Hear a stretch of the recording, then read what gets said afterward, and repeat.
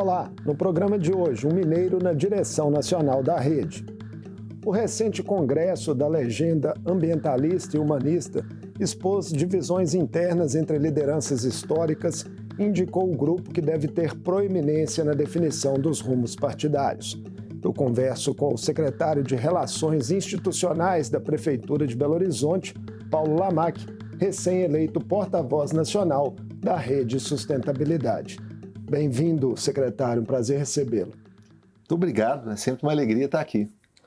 Secretário, você foi eleito porta-voz nacional da rede com mandato até 2027 em uma votação no último dia 14, quando a chapa Rede pela Base, que tem a ex-senadora Heloísa Helena como principal expoente, conquistou ali 73,5% dos votos dos delegados. Já a chapa Rede Vive, que era apoiada pela ministra do Meio Ambiente, Marina Silva, ficou com 26,5%. Quais eram as principais divergências entre os dois grupos?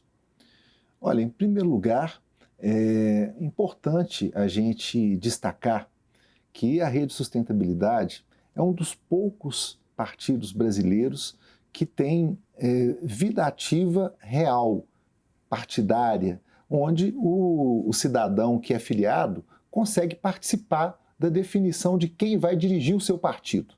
Então são pouquíssimos os partidos brasileiros em que você tem de verdade esse movimento de disputa.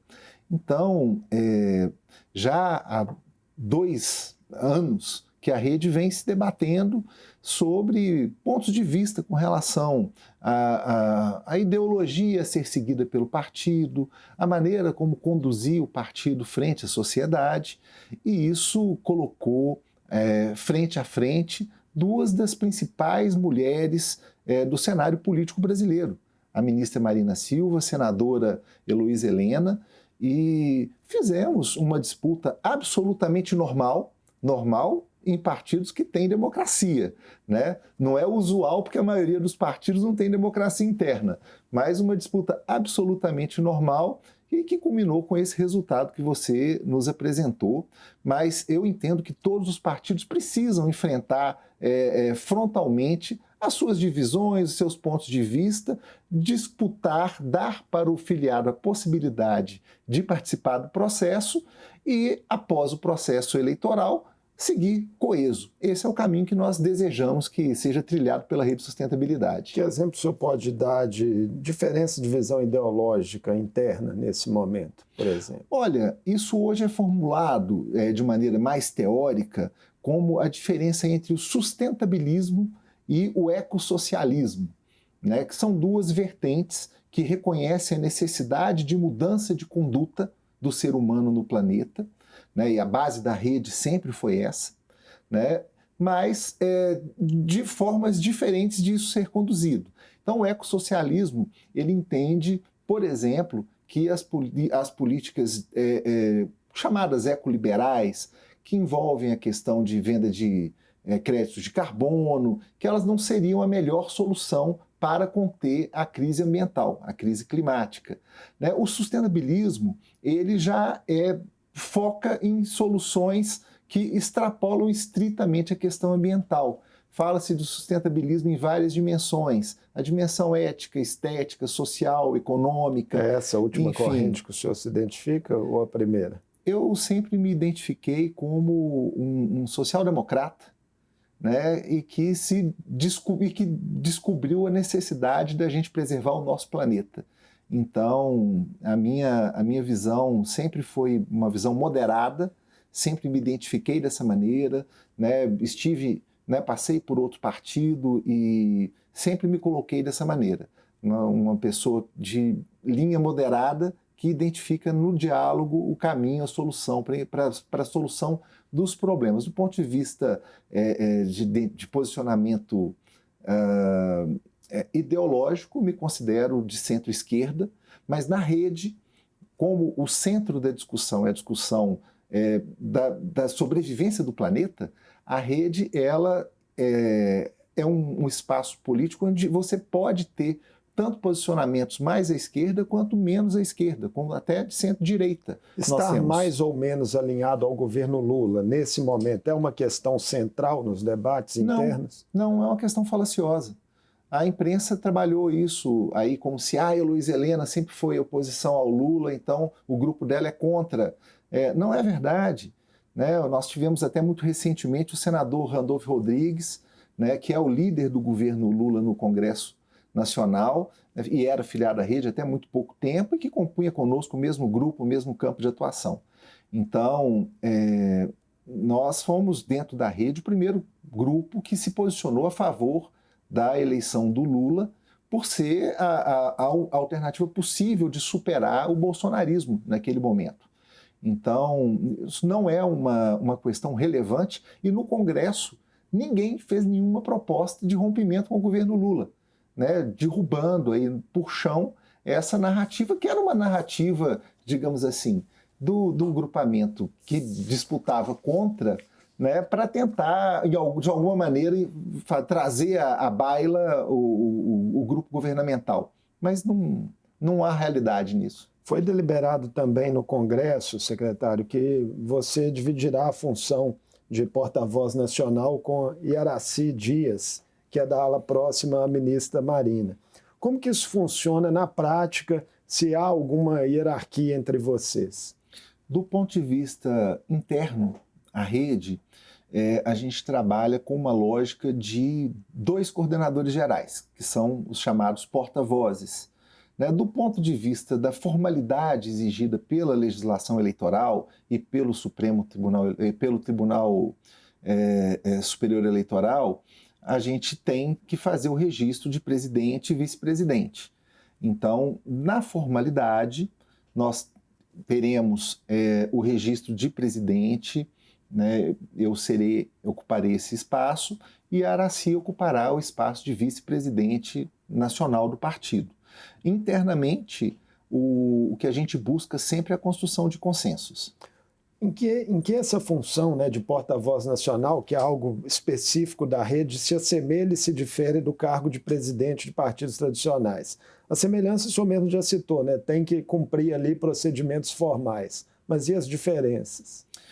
Olha, a Rede é um partido que se fundou querendo, de fato, fazer política de maneira diferente. Então, a busca permanente pelo consenso, ela leva o partido a criar a figura do porta-voz, que o presidente ele é muito associado àquela figura que manda no partido e que é, entre aspas, dono do partido. A maioria dos partidos tem figuras presidenciais que têm poder de permanência ou não, de vida ou morte, de distribuição de recurso ou não.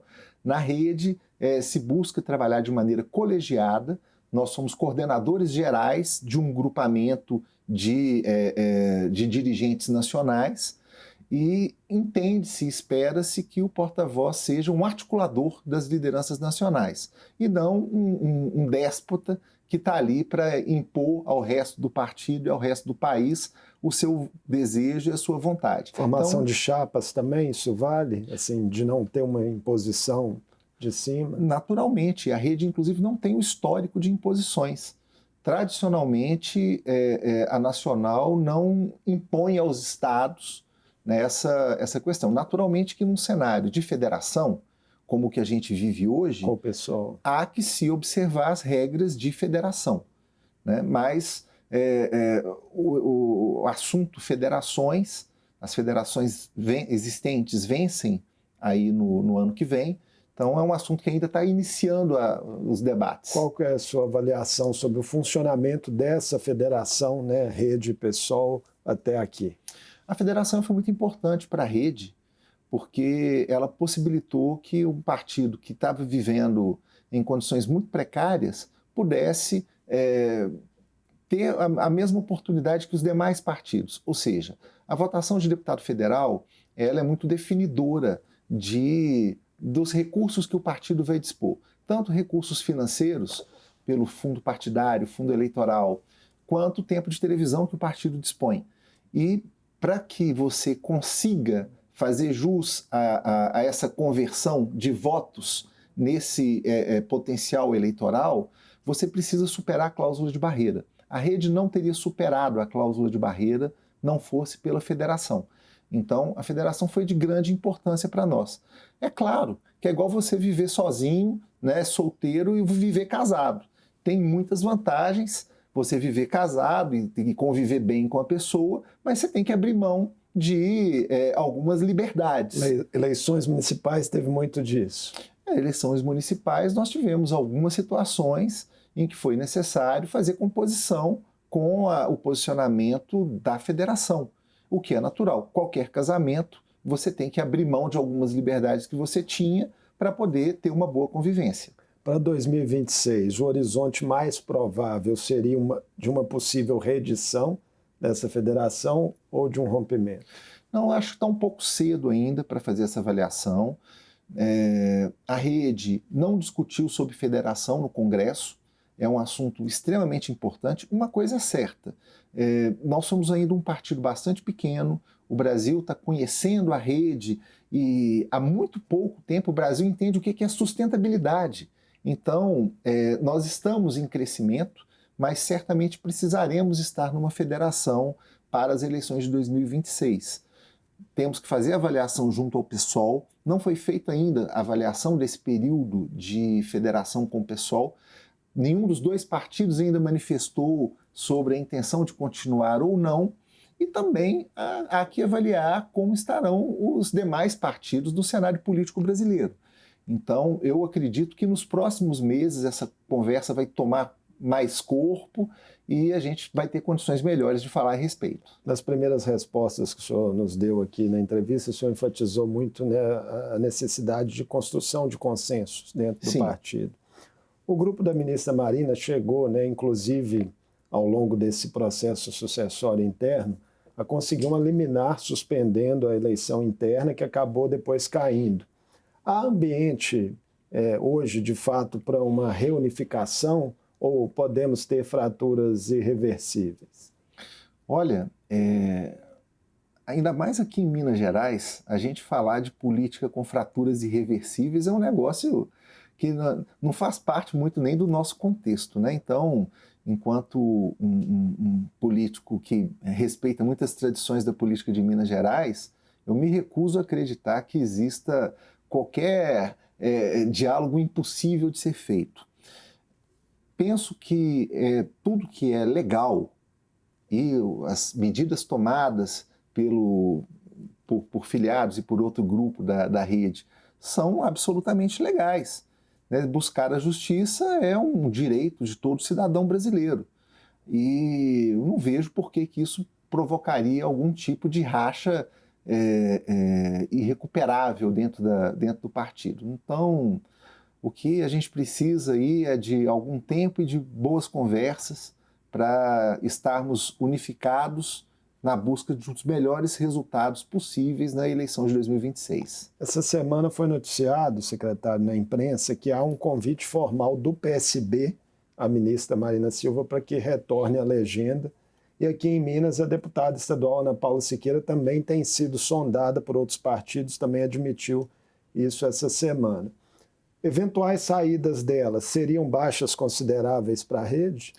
Olha, é mais do que natural que qualquer partido deseje ter nos seus quadros figuras públicas militantes como essas que você citou. A ministra Marina Silva, indiscutivelmente, é a principal ambientalista do Brasil, uma das maiores do mundo. Então, é claro que qualquer partido gostaria de ter quadros como esse entre os seus filiados e militantes. Eu acredito que, como todos os partidos, a rede pode receber parlamentares e, eventualmente, perder parlamentares. Mas eu não acredito que o Congresso seja motivação para isso. Uma mudança na direção partidária não justifica isso. As variáveis que verdadeiramente envolvem decisões para posicionamentos de parlamentares, e a gente vai ver isso aqui em Minas Gerais, vários parlamentares vão trocar de legenda, vai ter essa dança das cadeiras que acontece todo o processo eleitoral. Isso está relacionado à formação de chapa Pragmatismo mesmo. Qual é a Eleitoral. chance que esse parlamentar tem de se reeleger ou não dentro daquela chapa? Qual a capacidade de financiamento que o partido tem para oferecer àquele candidato, seja ele mandatário ou não, né? Então, qual a potencialidade que aquele parlamentar entende que vai ter eleitoral, isso que coloca ele nessa chapa que é melhor para mim, ou não é? Então, o que verdadeiramente tem levado os parlamentares a transitar de legenda é isso. Mas né? na rede espera-se um apego ideológico maior, não? Especialmente das pessoas que construíram o partido. Mas nós já tivemos grandes quadros que, por razões de natureza eleitoral, não puderam permanecer na rede. Eu lembro do deputado Alessandro Molon, do Rio de Janeiro, que acabou migrando para outro partido porque a rede não dispunha das condições eleitorais para viabilizar a sua reeleição. Mais recentemente, não tivemos condição de manter o senador Randolfo Rodrigues. Enfim, é da natureza do processo político, que é dialético e que é dinâmico, e isso não quer dizer que você está rompendo ou deixando de ter relacionamentos. Nosso desejo é a manutenção, e eu acredito que a saída da ministra Marina Silva não é uma realidade.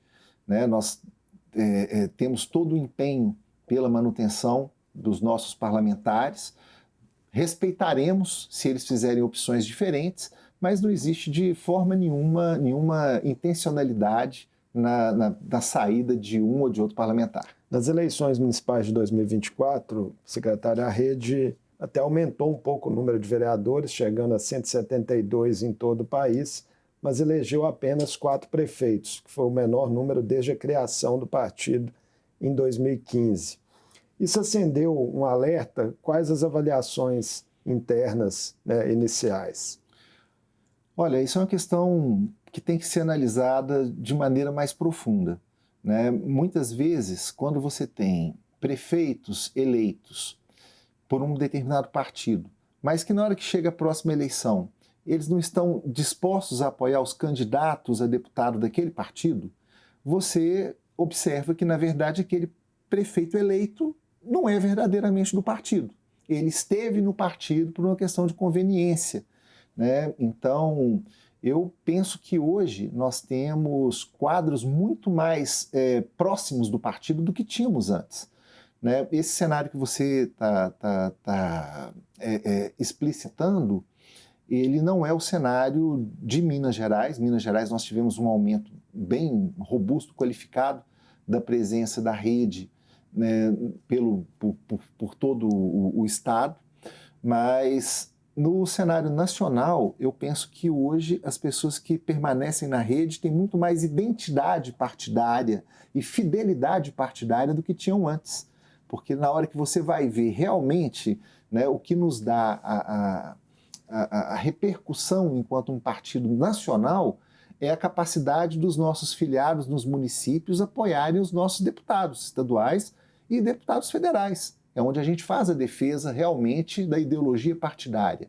Então, nesse momento, eu te diria que eu acredito que nós estamos num crescimento qualificado, né, e não simplesmente num crescimento quantitativo.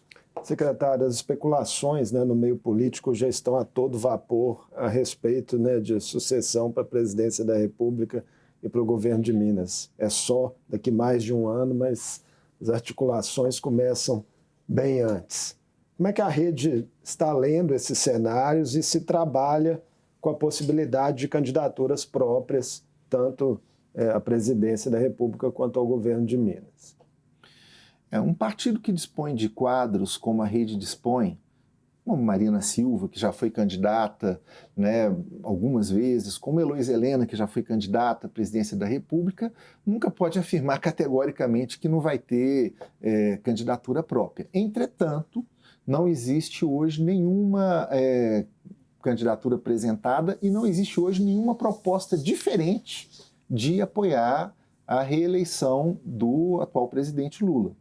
Então, é muito cedo para cravar e para bater o martelo, mas em se considerando o cenário político atual, em se considerando que o atual presidente da República seja candidato à reeleição, né, a gente deseja que tenha saúde, tenha força para enfrentar esse desafio.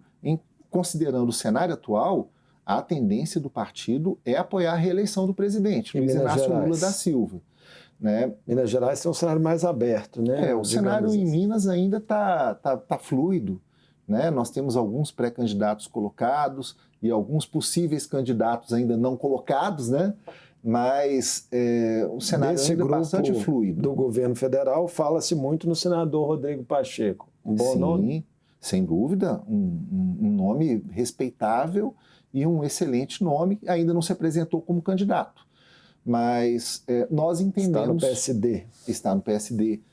Nós entendemos que há uma tendência, nesse momento, de uma frente ampla, apoiando a reeleição do presidente Luiz Inácio Lula da Silva e, enfim, caso essa frente se reproduza em Minas Gerais, é uma tendência natural de que estejamos fazendo parte dela. Agora, a Prefeitura de Belo Horizonte. O senhor é secretário, né, municipal de Relações Institucionais, era um articulador político e um interlocutor muito próximo do prefeito reeleito Fouad Noman, que infelizmente faleceu recentemente. Como que essa partida, secretário, impacta os rumos, né, da administração da capital e a própria cena política mineira?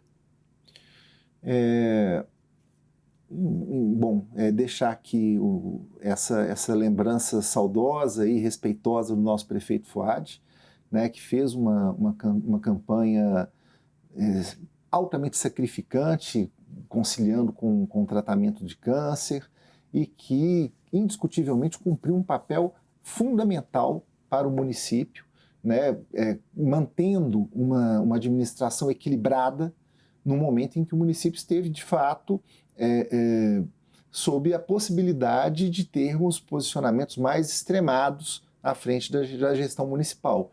Então, o prefeito Fouad cumpriu um papel fundamental e que será, sem dúvida nenhuma, lembrado, né, na história política do nosso município. O prefeito Álvaro Damião, um vice que andou junto com o Fouad o tempo inteiro, né, e que assume os mesmos compromissos firmados pelo prefeito Fouad. Na primeira reunião com o secretariado, que aconteceu agora, pouco antes da Páscoa, tão logo o prefeito assumiu oficialmente a condição de prefeito, o Álvaro colocou de maneira muito clara qual o caminho seguir. Em primeiro lugar, olhem o projeto de governo, o plano de governo do Fouad. Né? Essa gestão vai ter o nome Gestão Fouad Noman e nós vamos seguir o plano de governo que foi apresentado à população belo-horizontina.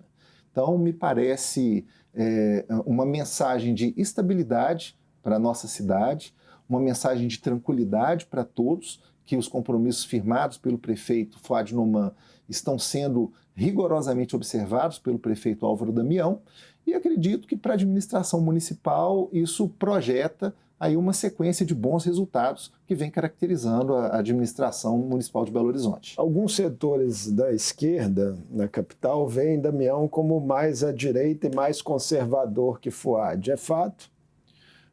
Não, eu não considero assim. São pessoas com vivências diferentes, com experiências diferentes.